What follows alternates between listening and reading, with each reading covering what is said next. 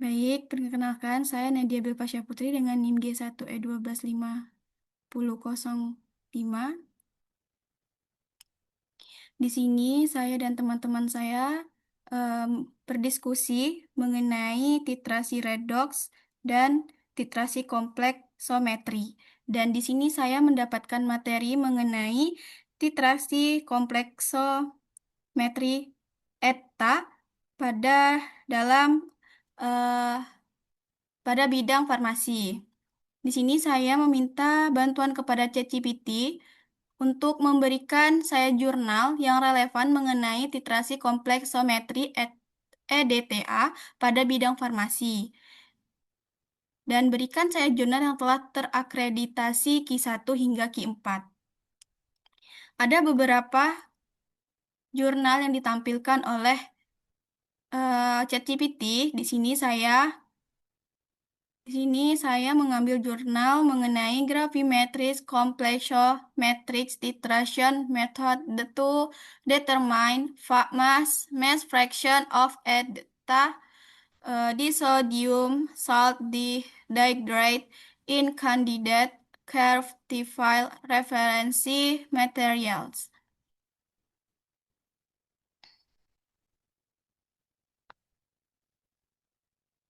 Yang awalnya berbahasa Inggris, saya ubah ke bahasa Indonesia. Jurnal ini dari MAPAN atau MAPAN yang telah terakreditasi Q3.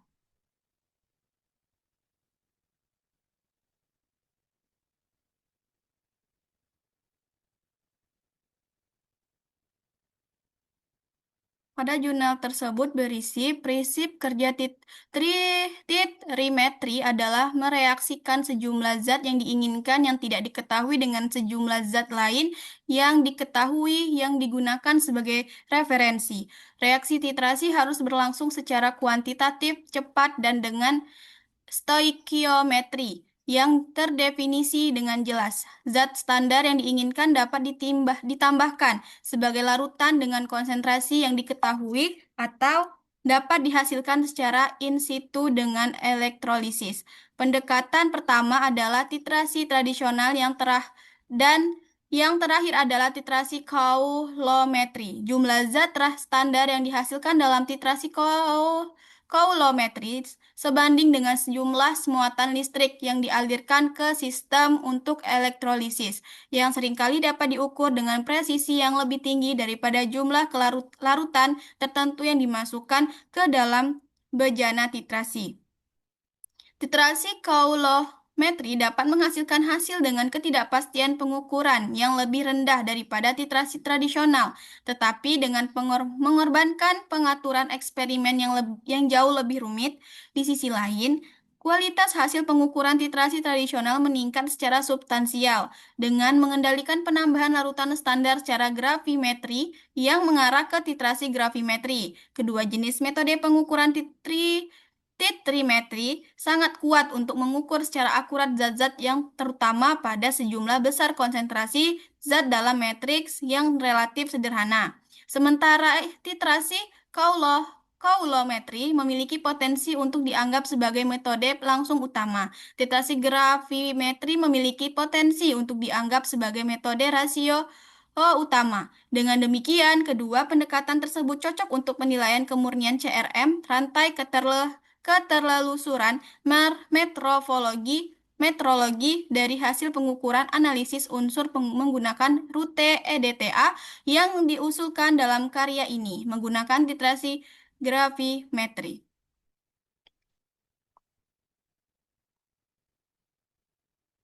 yang ditunjukkan pada tabel 1, gambar 1.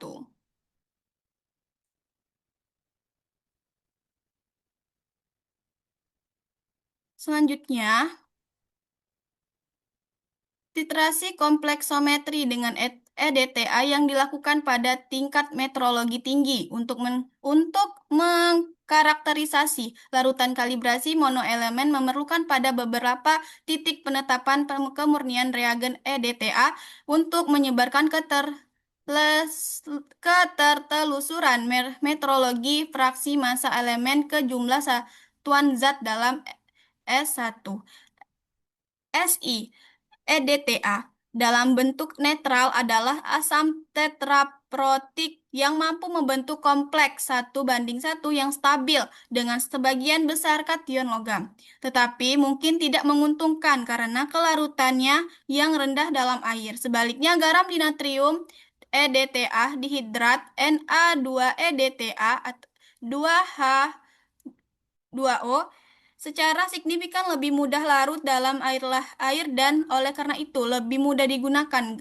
Garam dinatrium eta terdisosiasi seluruhnya dalam air dan berperilaku dengan cara yang sama seperti EDTA untuk pH tertentu.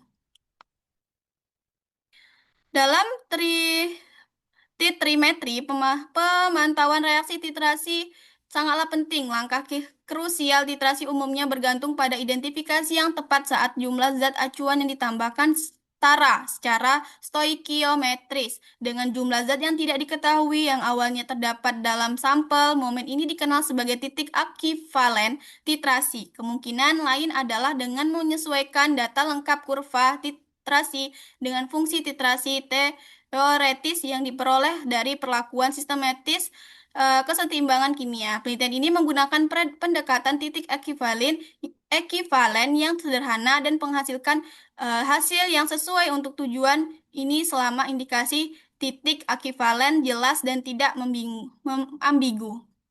Indikasi instrumental titik ekivalen dalam titrasi kompleksometri umumnya dilakukan secara elektrokimia atau secara spektrofotometri. Pekerjaan ini berfokus pada pembentukan metode pengukuran untuk menyebarluaskan ketertelusuran metodologi CRM timbal initrat ke Na2-EDTA bersertifikat 2H2O melalui titrasi kompleksometri pada pH sekitar, dicapai dengan menambahkan amonium hidrosida dalam jumlah yang cukup dan juga menambahkan natrium tatrat sebagai zat pembentuk kompleks tambahan untuk menghindari presipitasi timbal hidroksida. Pernyataan ketidakpastian lengkap untuk metode pengukuran disajikan dalam satuan SI dan kontribusi utama terhadap anggaran ketidakpastian yang dibahas.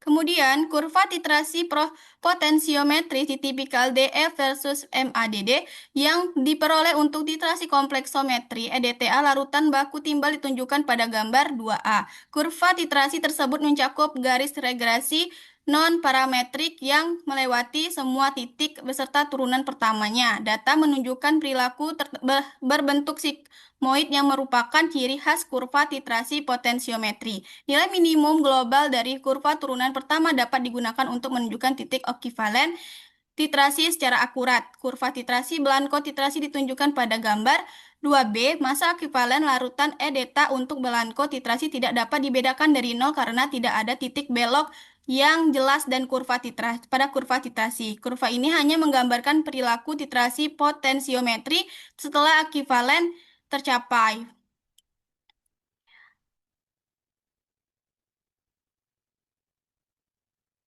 Selanjutnya, saya meminta bantuan kepada ChatGPT kembali untuk memberikan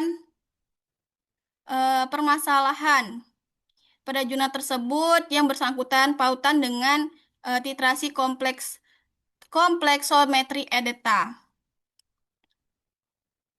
Lalu ada beberapa rumusan masalah yang diberikan oleh ChatGPT dan saya memilih rumusan masalah yang bernomor 4, yaitu bagaimana validitas metode titras kompleksometri EDTA dapat dipertahankan dalam konteks farmasi atau metrologi. Yang ada di dalam jurnal tadi itulah pertanyaannya.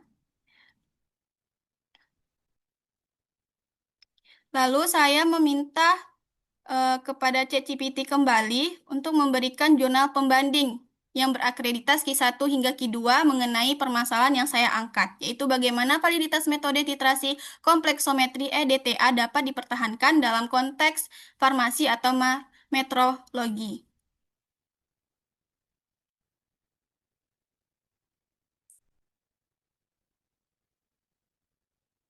Dan di sini saya mendapatkan jurnalnya. eh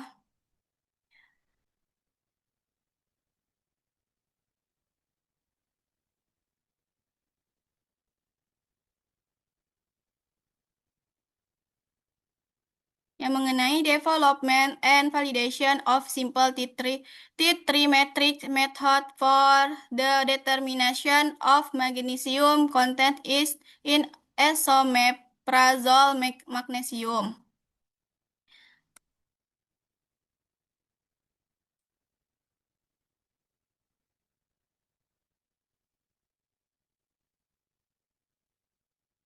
Mana ya?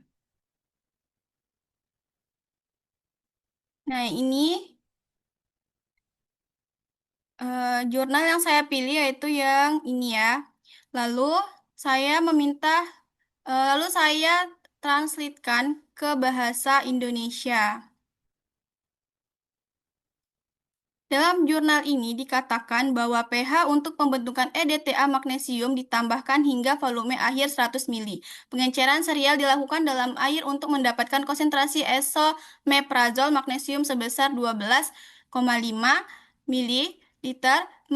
Pengenceran larutan standar magnesium yang sesuai 1000 mililiter dibuat untuk mendapatkan larutan standar dengan konsentrasi magnesium 0,1 banding 0,2 dibanding eh 0,3 banding 0,4 dan 0,5 pada pengenceran akhir masing-masing sampel larutan standar larutan tantalum dengan volume yang sesuai 58,7 gram lantanum oksida, 250 mililiter asam klorida dan air hingga 1000 mililiter ditambah hingga mencapai 4 mililiter per 100 mililiter larutan akhir.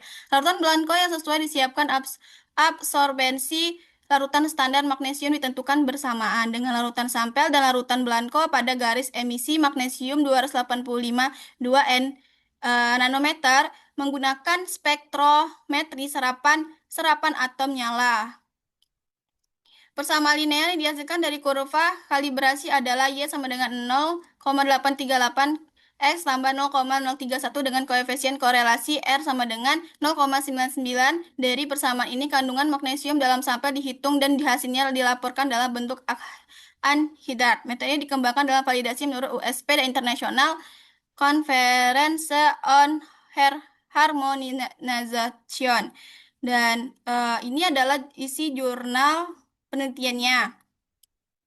Lalu, presisi suatu prosedur analisis menunjukkan kedekatan kesesuaian antara serangkaian pengukuran yang diperoleh ketika prosedur tersebut diterapkan berulang kali pada beberapa sampel homogen yang sama. Presisi biasanya dinyatakan sebagai deviasi standar SD atau deviasi standar relasi RSD persen untuk menilai presisi tiga replikasi ya pada masing-masing dosis 250, 500 dan 750 mg dia dianalisis dan dideviasi standar relatif untuk setiap tingkat dihitung. Tabel 1 ini menunjukkan akurasi metode titrimetri dengan membandingkan kadar magnesium dari 3 batch dari 3 pemasok berbeda dengan kadar magnesium yang diperoleh dari metode USP. Akurasinya berada pada kisaran 98,8 hingga 100,9% dengan RSD hingga 2,1%. Analisis ANOVA menunjukkan tidak ada perbedaan signifikan antara metode trimetri dan metode USP pada tingkat signifikan 0,01 yaitu 0,29, 1,00 dan 0,33 untuk pemasok 1, 2, dan 3. Akurasi juga dievaluasi pada tiga tingkat yang berbeda. 250, 500, dan 750 miligram masing-masing mewakili tingkat 50%, 100%, dan 150% sesuai pedoman ICH dan rekomendasi USP dan persen RSD yang menunjukkan presisi metode pada setiap tingkat dihitung pada tabel 2.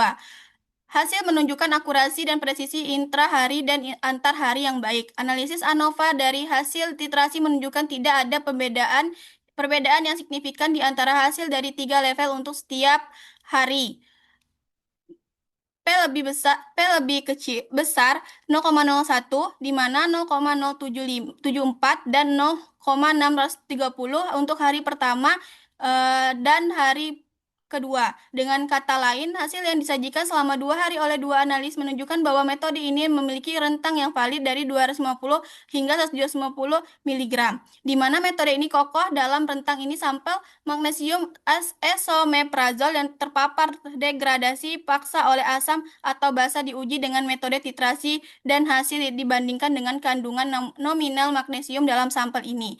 Tak kehadiran produk degradasi magnesium esomeprazol dalam larutan tidak mengakibatkan gangguan yang signifikan pada analisis magnesium seperti yang ditunjukkan pada tabel 3, di mana kesalahan tidak melebihi 1,5% yang menunjukkan spesifitas metode yang baik di sisi lain, dan seperti yang diharapkan, titrasi natrium esomeprazol menghasilkan kandungan magnesium 0 yang menunjukkan bahwa senyawa yang terkait secara struktural tidak mengganggu metode titrasi.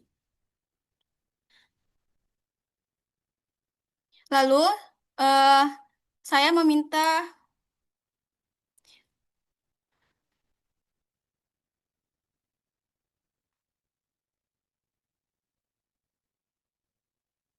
Lalu saya meminta ChatGPT lagi untuk memberikan jawaban yang sesuai dengan hmm, terus saya meminta Lalu saya meminta ChatGPT lagi untuk memberikan halaman mengenai jawaban yang saya baca dalam jurnal tadi. Yang pertama pada halaman 467 sampai 468 yang saya jelaskan, itu tujuan validasi untuk membuktikan bahwa metode akurat, presisi, tahan uji, dan spesifik sebagai alternatif metode farmakope.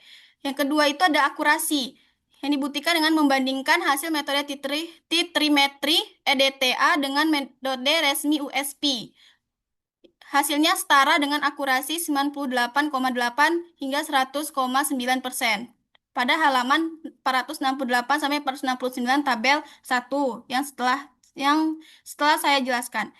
Yang telah saya jelaskan tadi. Yang ketiga ada presisi ulang hari dan antar hari. Presisi diuji dengan analisis berulang pada 3 level, 250, 500, 750 miligram sampai RSD kecil dari 2,1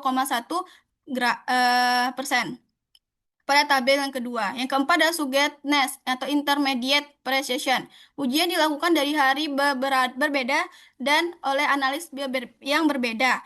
Hasil tetap konsisten menunjukkan metode tahan variasi kondisi laboratorium. Yang kelima itu spesifitas. Dibuktikan dengan uji degradasi paksa asam dan basa serta analisis esomeprazole sodium tidak mengandung miligram. Hasil menunjukkan tidak ada interferensi dari degradasi atau senyawa sejenis pada halaman 469 tabel 3. Pada kesimpulannya, metode titrasi kompleksometri EDTA terbukti akurat, presisi, rugged, spesifik, dan dapat digunakan dengan percaya diri sebagai alternatif metode farmakope resmi. Nah, sekian dari saya. Mohon maaf atas kesalahan dalam penyampaian materi ataupun dalam materi yang saya angkat. Eh, saya akhiri. Wassalamualaikum warahmatullahi wabarakatuh.